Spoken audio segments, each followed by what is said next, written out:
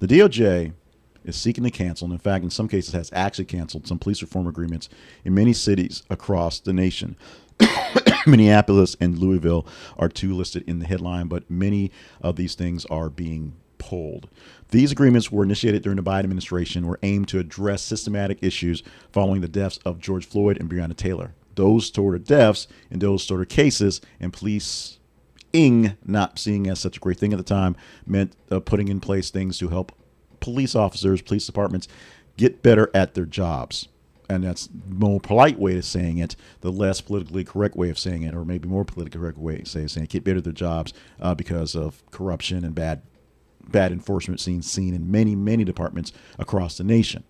Assistant Attorney General Harmeet Dhillon stated that DOJ no longer believes these decrees serve the public interest, citing concerns over federal overreach and effectiveness of such measures, i.e., they are basically undoing Biden stuff. That's what they do. That's what this administration does.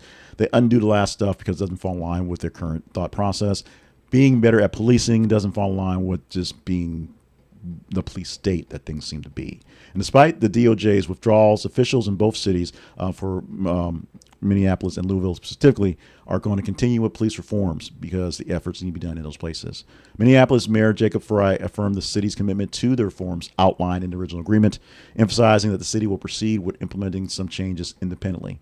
Similarly, so will Louisville Mayor Craig Greenberg, announcing his plans to adopt a local reform initiative, including the appointment of an independent monitor to oversee the process. So, police reform in these two cities not going away, but they're also pulling in other places such as Memphis, Phoenix, Oklahoma City.